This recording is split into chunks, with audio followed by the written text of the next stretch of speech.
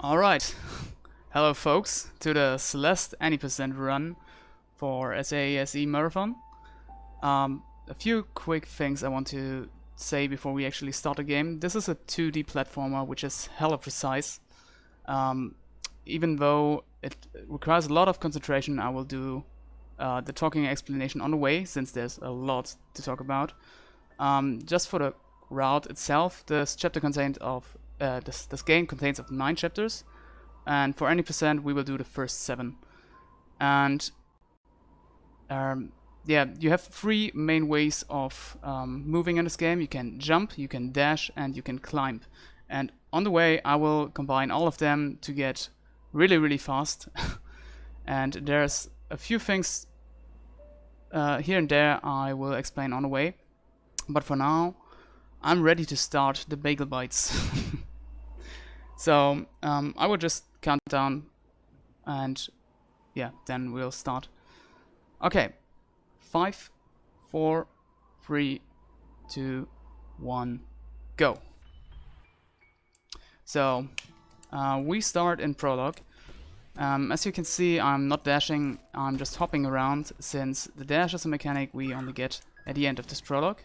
It serves as a little story intermission to get the story going. And every single hop here I do saves around 2 frames, so hopping is essential for a good start of the run. So now I just skip the cutscene where I get my dash, and now things will get fast real quick. As I said earlier, you can combine movements, and I will mostly combine jump and dash to get variations of height and speed, like here. There's things like corner boost, like this one. Very many different little things in this run I cannot explain on the way, since they're just happening way too fast. General thing to mention about this game: every single chapter has its own mechanics, as well as things that apply for every chapter. So this is the first one, City. It introduces us to those zipper blocks. And it serves as general introduction to the game, since it's a very short chapter. We are already halfway through. Yeah, and you see me doing a lot of hopping, a lot of different dash mechanics. And as you can see, there are also berries in this game. You can collect them, but this would be another run, which is aptly named Alright Berries. They're finally watchable, and this was the first chapter already. So 1.5 minutes in, and we're done with the first chapter of 7. I don't know if they only save time if you hop frame perfectly, but they definitely save time. Okay, on to the second chapter. Actually, one of the cooler ones, also very short. You're entering a dream world, probably your own. And as you can see here, there are those gray blocks, which do nothing at the moment, but we will activate them in a second here. So now we have dream blocks, and we can dash through those dream blocks, and we can do some crazy things with them, which I'll explain later. For now, this is just dashing through the stage. Oh, did I mention that the theme of this game is climbing a mountain? So we want to go up, higher and higher. But here we have the first problem. This is Madeline, the main character of this game. Her name is Madeline, and this is her bad part, if you will. And she's chasing us through this level because she don't want us to succeed. This game has an awesome story. I don't want to spoil too much, but really tried out. Helped a lot of people with a lot of different things. As I say, I don't want to spoil. Oh, damn it. This was a bad death. I just recently learned a new strat there and wanted to try it. Didn't get it. Yeah, now that we're talking about it, there are a lot of hard strats in this game. I will attempt every single one I implemented so far, but There are a few ones I don't want to waste too much time if I don't get them, so I will try them one time and then go on with safer strats if I don't get them. So we are coming to an end here with the dreams section. And enter the probably easiest and hardest section at the same time in this game. Because in casual playthrough you cannot die here. But in terms of speed tactics, this is probably one of the hardest checkpoints in the game. You can really easily mess up the movement here, which I did. But for this game it's also essential that you adjust on the fly. So if you don't get a stretch, just go on. That probably applies for every speed game out there. Now we enter the Celestial Resort. This is the first longer chapter in the run. It introduces you also to cycles, which is why the game, or the chapter itself is, what is the word? It's liked and hated by many people. So here you can see those dust bunnies. So that is their name. They're essentially what the name says. Okay. They're just bunnies made of dust, since this hotel is closed for many years now. And the dust itself got alive. Or began living.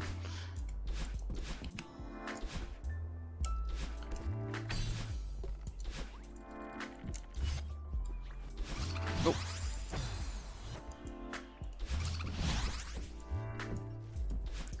Oh, if there's any donation, please feel free to interrupt me anytime. Otherwise, I will try to explain the best I can. Yeah, we currently do not have any new donations, so feel free to keep explaining.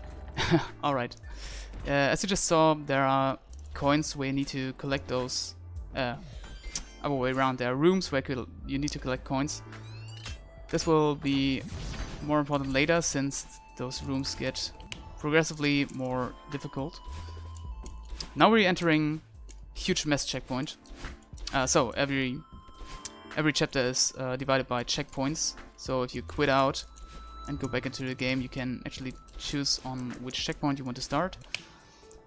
As I said, this is huge mess, and here as a casual player you can actually decide which route you go. There are 3 ways to go. This here is the chest route. There's also towels and books.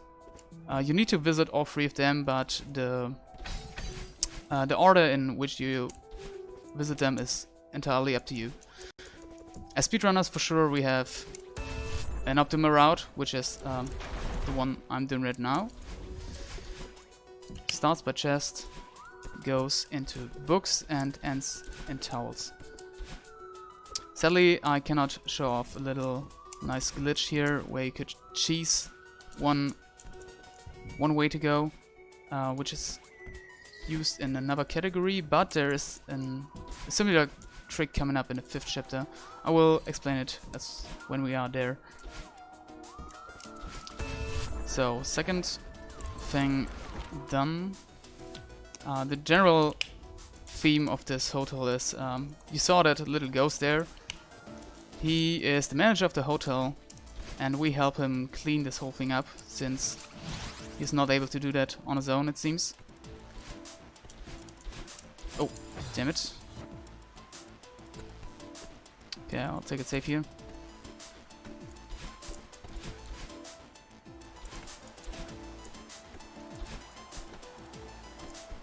Alright, so this checkpoint is done. We only need to enter the elevator shaft, which has a very, very interesting technique coming up, which is called the demo dash. Normally you are not able to... Oh, whoa, whoa, whoa. Well, that never happened before. You can actually crouch while you're dashing in this game, which alters Madeline's hitbox to be a little bit tinier. so that you can actually fit through walls where you shouldn't fit through. I will show that here. Taking a safety route down, and then come on. Here we go. Took me quite a bit to get a setup, but yeah, this is how it works. You just dash through a wall where you shouldn't dash through, just because Madeline's hitbox with the demo dash is tiny enough. I think it's 2 pixels that it fits through the gap in between those well, hit detection points within the wall. So now there was a bit of story going on. I don't want to spoil too much, but the manager's angry at us, as you see. And now we are trying to flee from the hotel, which we do as fast as we could as speedrunners.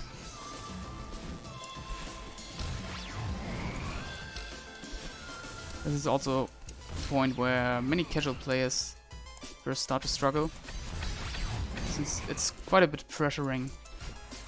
Ooh.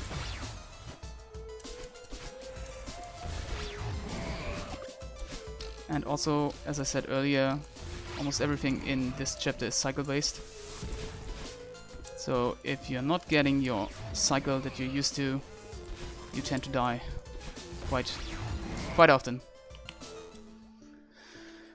Alright, so 3rd chapter done, 4 more to go. And now coming up is a very infamous chapter called Golden Ridge. Golden Ridge introduces 3 new mechanics. The first one you see right at the beginning here, it's clouds. Clouds you can just jump from them a bit. Then we have those green bubbles, which put you in one direction. Oh.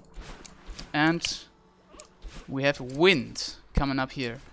And wind is kind of tricky thing, since depending on where you are in the chapter, the wind is more strong or more weak. And you need to adjust the way you're playing to the wind. Oh. I'm messing up quite a bit right now. But that's okay.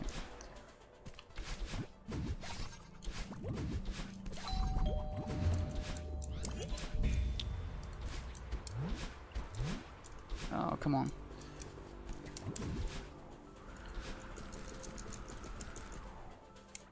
Okay, so coming up is the next big skip. Well, it's not too big, but it's kind of precise and impressive. Let's see whether I get it. I will only attempt it 1 try. Don't want to lose too much time here.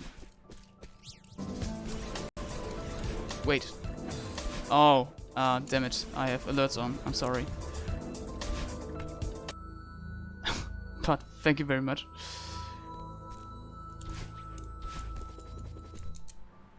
Oh, another thing to mention is that usually as speedrunners we have the luck that in between chapters the time is not running. So in the Celeste community we're tracking the time by in-game time. So the timer is not running in between chapters. And so we can take breaks in between chapters, which I cannot do here in this marathon run. This is why the end timing will be quite a bit different than the estimated. I timed it and I will probably be around 2 to 4 minutes above estimate. I'm sorry about that, because I did not think of... Whoa. That's not good. I did not think of this timing difference, but I'm sure we'll be fine. Oh, come on. Yeah, Ridge is a very hard chapter, which is where you can easily mess up, as I did. But now we're coming to the last checkpoint here, which is Cliff Face. Cliff Face has very strong wind. So you need to adjust your playing to that. Oh, okay. For some reason I lost my speed there. No idea why.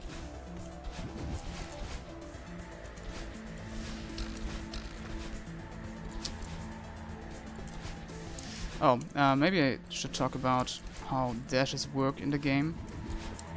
Because you saw me doing some neat dash refreshes in the last couple screens. If you dash, Madeline's hair will go blue. So the dash, the hair itself is an indicator whether you have a dash or not. And if your hair's blue and you don't have a dash, it only refills if you hit the ground. And you need to touch the ground for more than 9 frames, if I recall correctly. And we can abuse that if we jump a little later after we dash. So we start a dash, slide over the ground for 9 frames and then jump. That way we get a speed boost of the so-called hyper or super dash and still have our dash to do a second technique, strat, whatever you want. Oh, and we entered Temple by now, which introduces us to coins. No, we had coins in 3.2, but it introduces us to red bubbles, that's for sure. Red bubbles are the advanced bubble version, since they don't stop at a certain amount of way. Ah, damn it. You can actually go all the way through this room if you get the trick I wanted to get, but never mind, it's hard.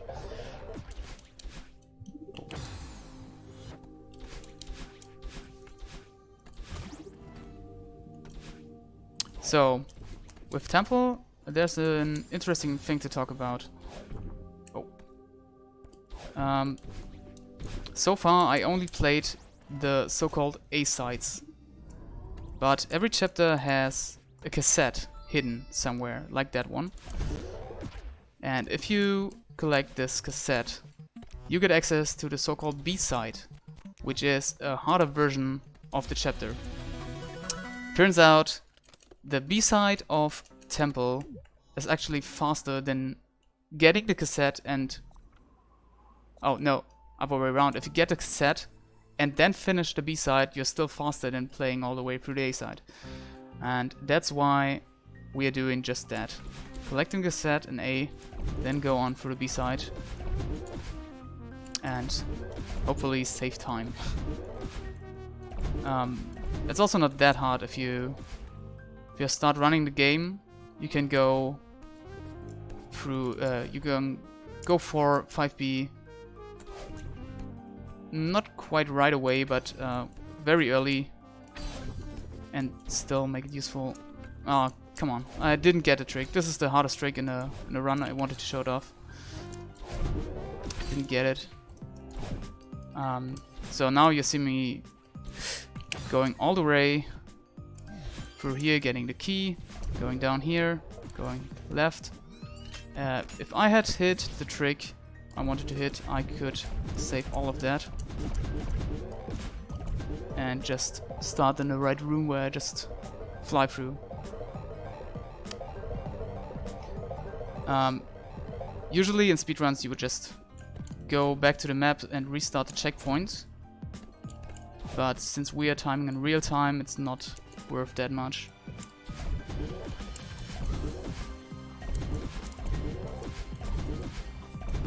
Also a very hard room here.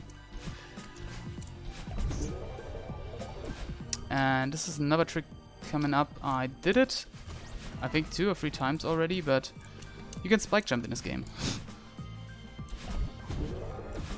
You just saw me apparently jumping off spikes. I didn't actually do it. I jumped from the wall behind the spikes. Because spikes in this game only hit you if you're going against them. If you go in the same direction as the spikes, they don't hit you. And this is what we abuse by doing spike jumps. So now we are in the second half of 5B, and we have new friends called the Seekers. We need to manipulate them in a certain way to get the best possible way and the fastest way through those rooms here. And then you can do something like that. And here we meet our friend Theo. He accompanied, he was our company all throughout the game. You can find him in every chapter. I think really every chapter. And now he has a problem. He is within those crystal, or this crystal, and we need to help him get out of there. And he helps us with those. Oh, come on. He helps us with those buttons.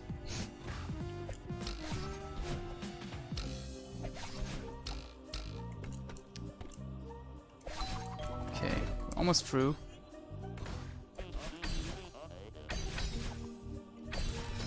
And this is the last room. Also the last room in B-sides is always a cycle room, like that one.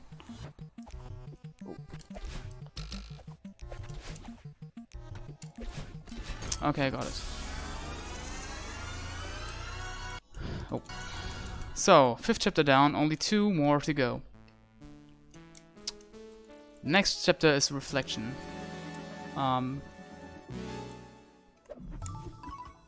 Here we get a very interesting new mechanic called the feathers. I will show them off in a second. So we rescued Theo, and now we're flying up in the sky. There's a big cutscene happening here, I will not explain that. But it gives a little twist to the story. You should really experience it for yourself. But we're going on, yes. Tricky jump there, called the spike, the leg skip. Got it. Requires a bit of practice too. Another mechanic in this chapter is the Kevin blocks, like that one. Named, I think, after the audio guy at Mad Makes Games who made the game. And now they're called Extremely OK Games, if I'm informed correctly. Nice group of people, you can really support them too.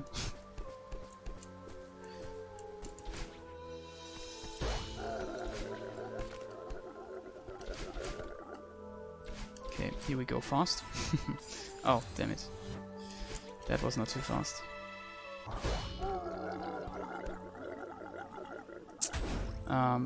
Yeah, but the chapters are also getting longer and longer the farther we come.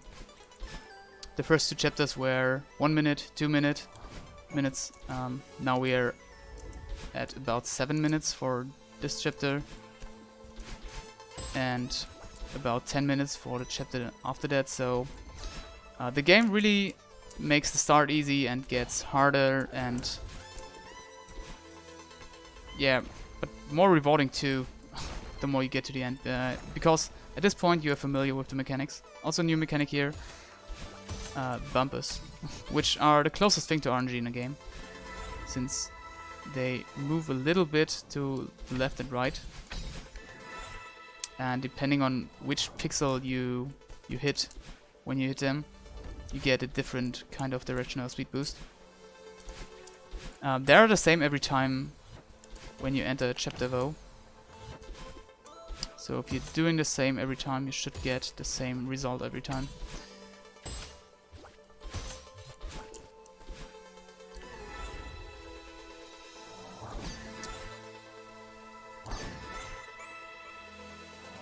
Okay.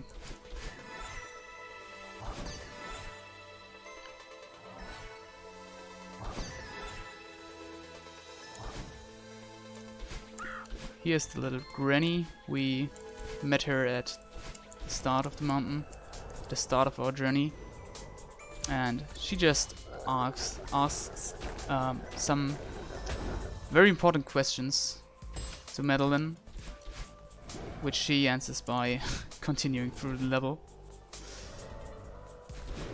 Kind of funny to think how this all got down.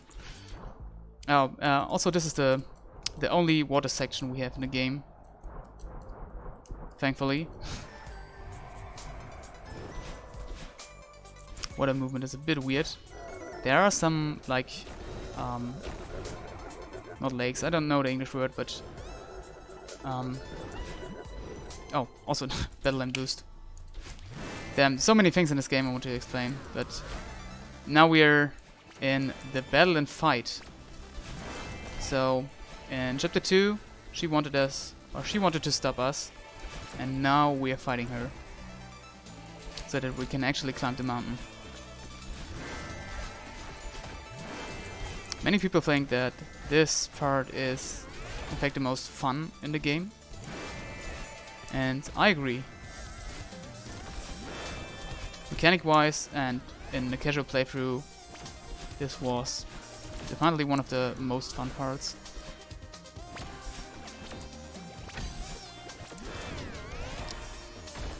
Okay, and next screen is coming up an ultra dash. I will attempt it. I didn't quite get it. Sad. But we just continue through.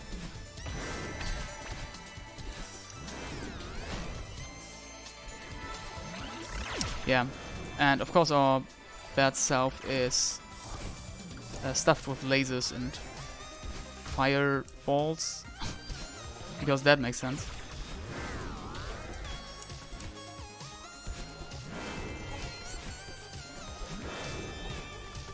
Oh, not quite.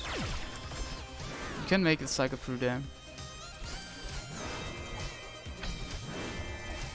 Oh, I didn't jump from the wall.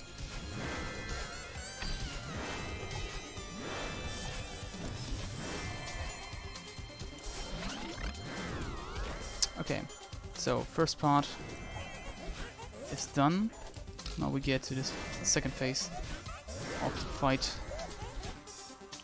which introduces those moving blocks or falling blocks, whatever you want to call them.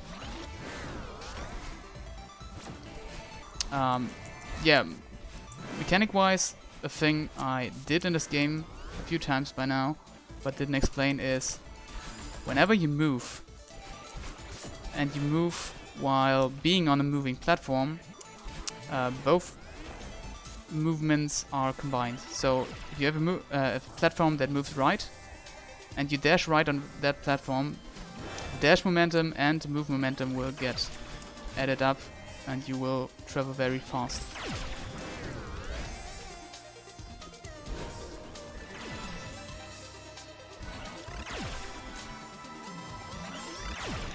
Okay, last part of the fight.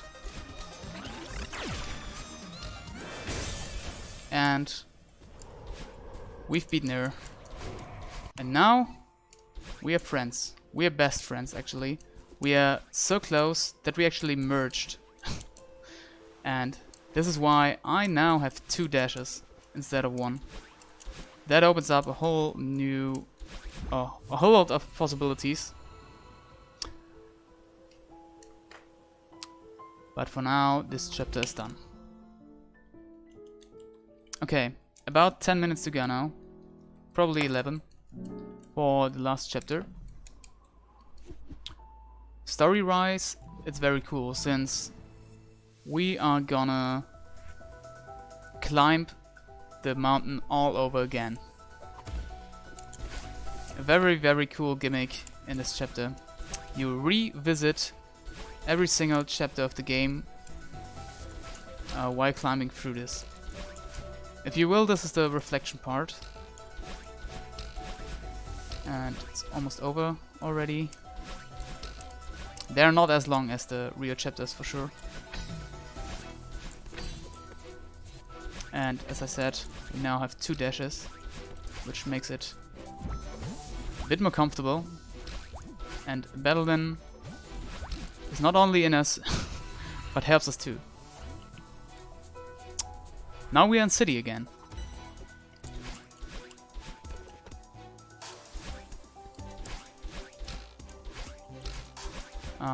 Yeah, you are not only revisiting all the areas, but you need to... Oh, damn it.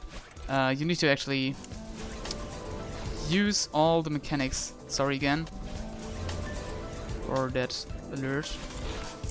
Oh, come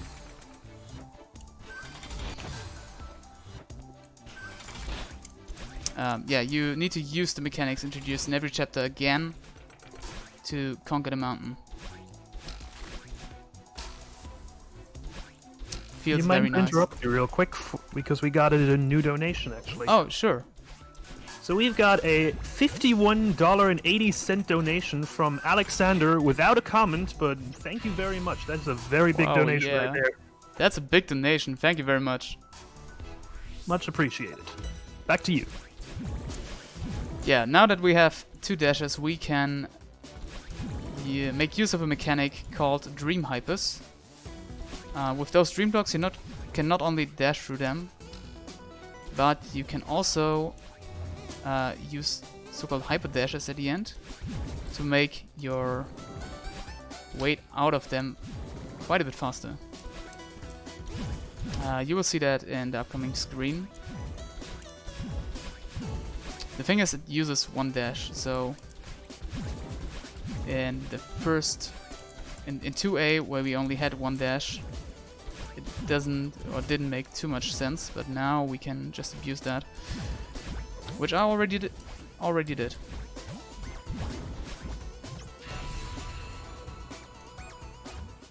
So this was the 2A section. Now we are heading on through the hotel again.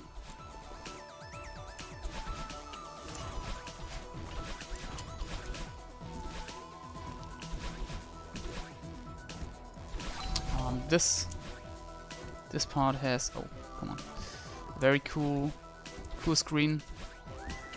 I think it's not the next one, but the one after that. Yeah. So I will try to go very, very fast here.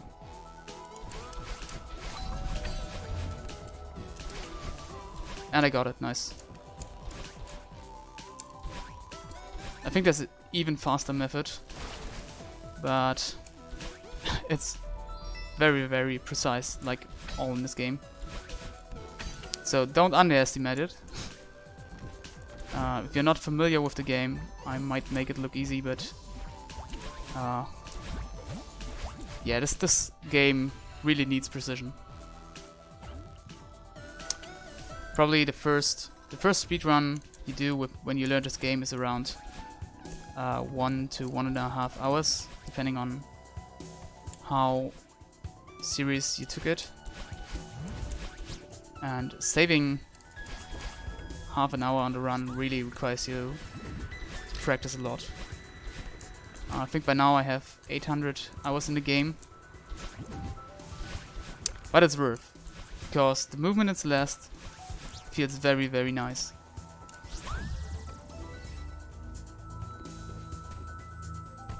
So if you want to try it out, please do it. This game is very, very speedrunner friendly. It has a very easy beginning curve. It's probably, you can say it's easy to learn and hard to master.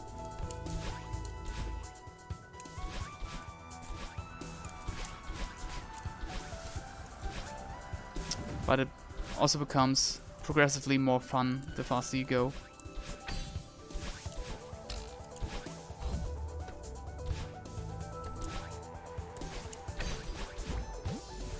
Okay, now we're almost through the mountain.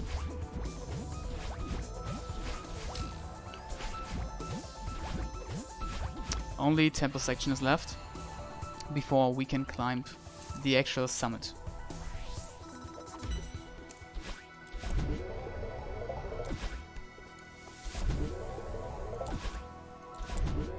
Real quick, if you got time again. Yes? I forgot to mention that with that last donation, we've actually broken our do you call it? We've reached our goal of $250 actually. Nice. Yeah, it's pretty good.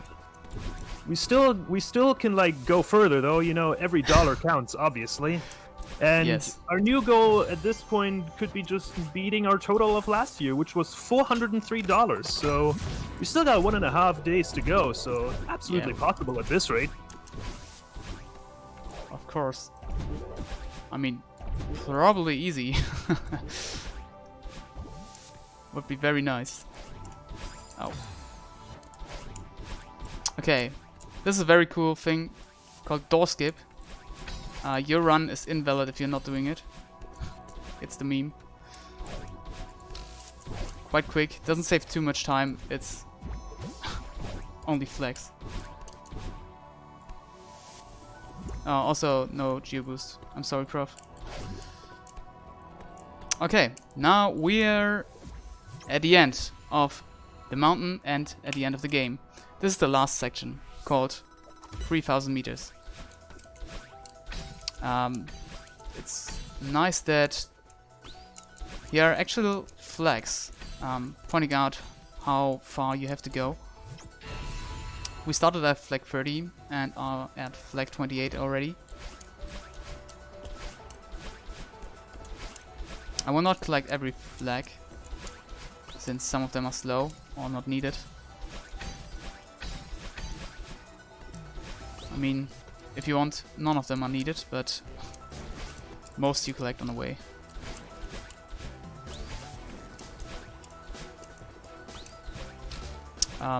This section is divided in 3 new sections. This one is the downwind section. As you can see, the wind is going down and makes jumping kinda hard, but the wind doesn't affect your dash momentum, so dashing becomes the main way of movement. If it wasn't already. So here we have the opposite. It's the upwind section. And here jumping becomes very, very nice. You can travel a lot of distance with just a jump. But it has also the most difficult flags for casual play, like this one.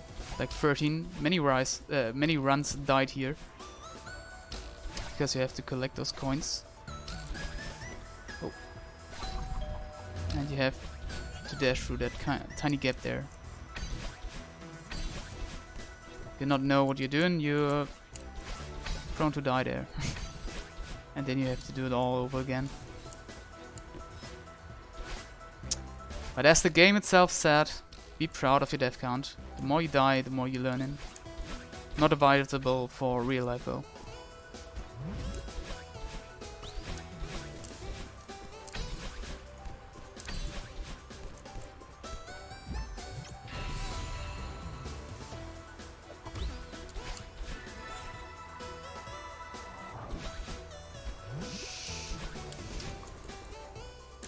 Okay, the last 5 flags.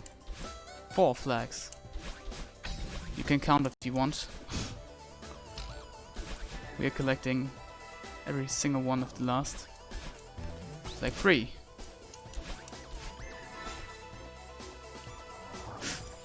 What the hell happened there?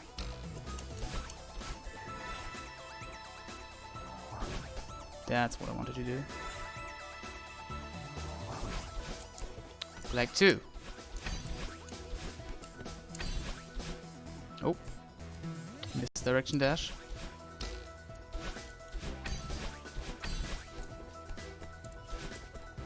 And flag 1. This is the final climb.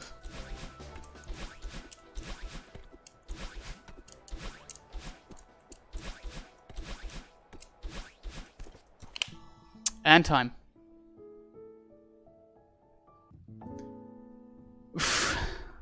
This was a very good summit for my strats. Okay, and here we see the epilogue screen with all our friends and the final time of 34:30. Oof, I'm fine with that. Sadly I didn't hit any of the big tricks, but that's okay.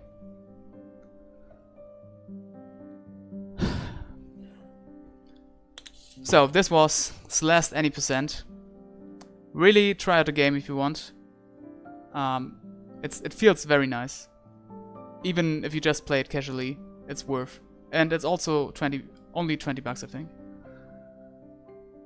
Yeah, with that, the run concludes.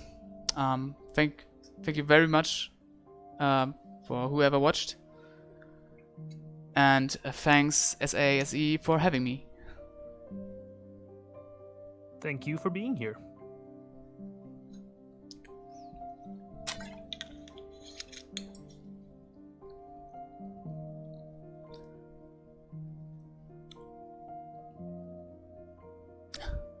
Which one was the extra run? I think I always have 3 or 4 berries. Run is not optimized too well. Oh, you can actually save 8 minutes. You can save about 8 minutes on the run compared to what I was doing here. So there's a lot of room for improvement for me.